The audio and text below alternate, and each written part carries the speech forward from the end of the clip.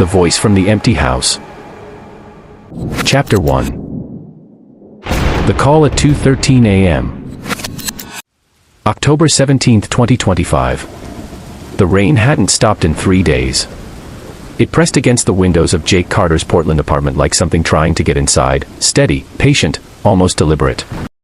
Jake sat hunched at his desk, the blue glow of his laptop washing over a face that hadn't slept properly in years. Family, old photos. He scrolled past birthdays, Christmases, blurry summer afternoons. Then he stopped. One picture froze him in place, two brothers standing side by side on a narrow mountain trail, grinning like they had the whole world figured out. Behind them, the dark wall of Blackwood Forest rose into the clouds. 3 days after that photo was taken, Ethan disappeared. The digital clock on his desk ticked forward. 2:13 a.m. His phone rang. Unknown number. Jake stared at it. He let it ring out. A moment later, it rang again. Then again. By the fourth call, something in his chest tightened, a feeling he couldn't name, like a memory trying to surface from deep water. He answered. Hello. Static. A long, hollow hiss, as if the call were coming from somewhere far beneath the earth. Then, barely audible, a whisper. Jake. The blood drained from his face. He knew that voice. He had known it since he was 4 years old, climbing into his big brother's bed during thunderstorms. Ethan. Silence. Long enough that Jake thought the line had died. Then the voice returned, fragile and trembling. They lied to you. Jake's hand tightened around the phone until his knuckles ached. What do you mean? Ethan, where are you? 5 words, spoken slowly, deliberately, come to the house. Alone. The call ended. A second later, his phone buzzed. A location pin appeared on the map, Blackwood Forest. The hollow house. An abandoned Victorian mansion locals had whispered about for generations, the kind of place parents used to scare their children into coming home before dark. Then another message. A photograph. Jake's breath caught in his throat. Ethan stood in a dim room, pale as candle wax, his eyes wide and unfocused.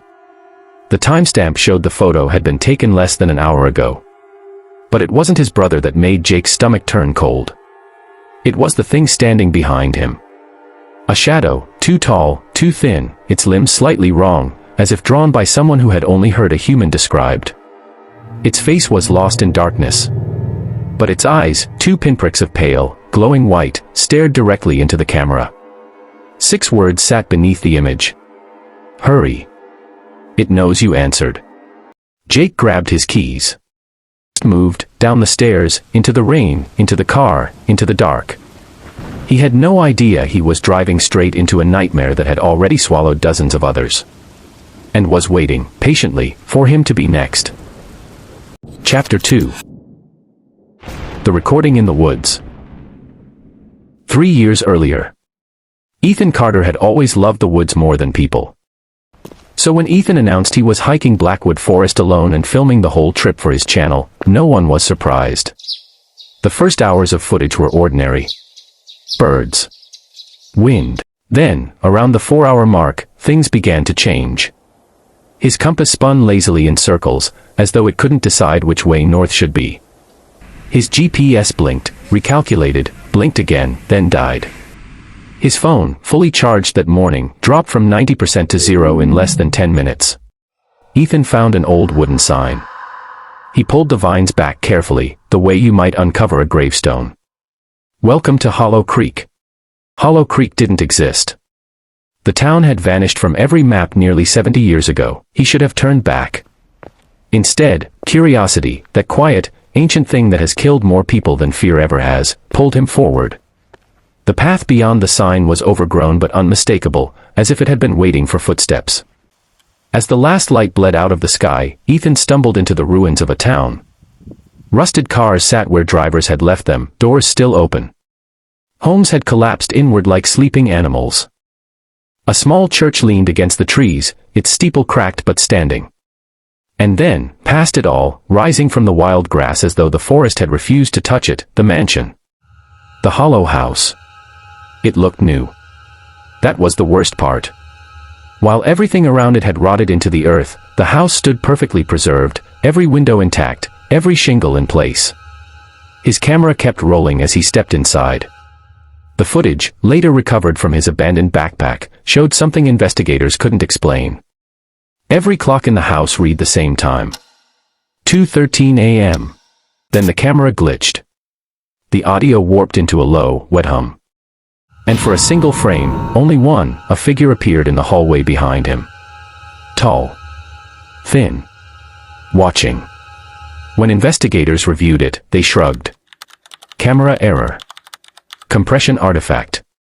But Ethan's final words on the recording told a different story.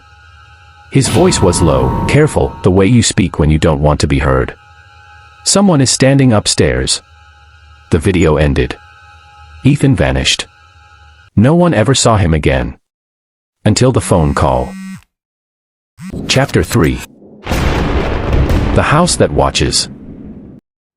Jake reached Blackwood Forest just before dawn. The rain had stopped, but the trees were so thick the sky barely existed. The hollow house emerged through the mist exactly as it had in his brother's photo. Tall. Silent. Untouched by the decades that had eaten everything around it. Its windows looked like empty eyes, not blank, but patient. Front door was already open. As if expecting him. Inside, dust lay thick over every surface, but cutting through it, clear as a signature, were fresh footprints. Leading up the staircase. Jake followed them, his pulse hammering in his ears. His phone vibrated in his pocket. Don't trust the voices. He froze on the landing. Before he could even process the message, a voice drifted out from a room down the hall. Jake. It was Ethan. Unmistakably Ethan. Jake ran toward it. The room was empty. Then, from behind him softer, closer, the same voice again. Jake, where are you? He spun. The hallway behind him was longer than it had been a moment ago. A door stood where he was certain there had been a wall. Every corridor led somewhere new. Rooms swelled and shrank. A staircase rose where the floor had been flat. The house was rearranging itself around him, slowly, almost gently, like a hand closing into a fist. In the basement, he found the photographs. Hundreds of them, pinned to every wall, layered 3 and 4 deep. Tourists smiling on mountain trails. Campers waving at cameras. A young police officer in uniform. An older woman in a search and rescue vest. Faces, faces, faces, all of them connected to Blackwood Forest. All of them gone. And in the center of the wall, one empty frame. Beneath it, a small handwritten label. Jake Carter. Something heavy slammed against the floor above him. The lights flickered once, twice, and in that stuttering darkness, every photograph on the wall changed. Every face turned toward him. Every mouth curled into the same slow, knowing smile. Including Ethan's. A voice rolled through the house like something exhaled from deep inside its bones. You finally came. Jake turned. At the far end of the hallway stood the shadow from the photograph. Taller than any man. Thinner than any man. Its glowing white eyes locked onto his. And then it ran. Chapter 4. The truth behind 2:13 a.m. Jake ran. He didn't know where. The mansion didn't care. Hallways twisted. Doors opened onto rooms that hadn't existed a second before. Windows shattered without being touched. Whispers spilled from every wall, his name, his brother's name, names he didn't recognize, names that might have been his own in another life. Then, through a door that hadn't been there before, he tumbled down a narrow stone staircase into a chamber buried beneath the basement. At its center stood an enormous antique clock. Taller than him. Older than the house itself, somehow. Its hands frozen forever at 2:13. Around it, carved into the stone walls, were names. Hundreds of them. He found Ethan's name halfway down the third wall. And that was when Jake understood. The hollow house wasn't haunted. It was a trap. A place that existed between moments, a wrinkle in time, a held breath the universe had forgotten to release. Everyone who entered became part of it. Not alive. Not dead. Just kept. Folded into the silence. Waiting forever for a clock that would never strike 2:14. Jake turned, and there he was. Ethan. Older than he should have been. Paler. His eyes carried something Jake didn't recognize, a tiredness that went deeper than exhaustion, deeper than grief. But it was him. It was him. Jake's vision blurred. We can leave. We can leave together. Ethan shook his head, almost gently. No one leaves, Jake. Behind him, the shadow stepped into the chamber. Those white eyes. That impossible, stretched smile. Jake finally understood it wasn't hunting them. It never had been. It was the warden. The thing that kept the house full. The clock shuddered. A single, deep chime rolled through the chamber. 2:13 a.m. The walls cracked. Dust rained from the ceiling. And at the far end of the chamber, a doorway of blinding white light tore itself open in the air.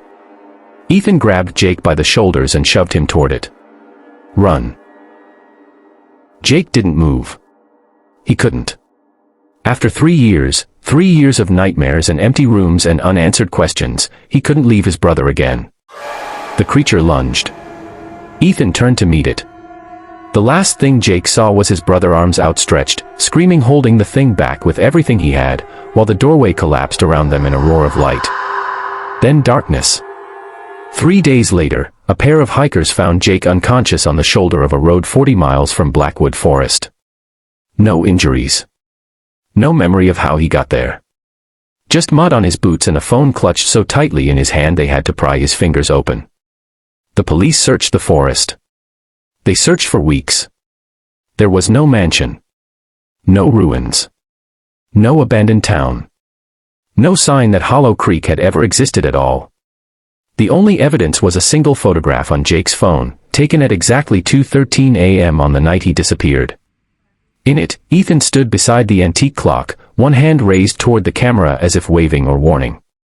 Behind him, in rows that stretched back into the darkness, stood dozens of missing people. All of them staring directly into the lens. All of them smiling. At the bottom of the image, in handwriting Jake didn't recognize, were 4 words. See you again at 2:13. To this day, Jake Carter does not answer unknown calls after midnight. He sleeps with the lights on. He keeps his phone face down. He has moved apartments 4 times. It doesn't matter. Because every year, on October 17th, at exactly 2:13 a.m., his phone rings. And every year, the name on the screen is the same. Ethan.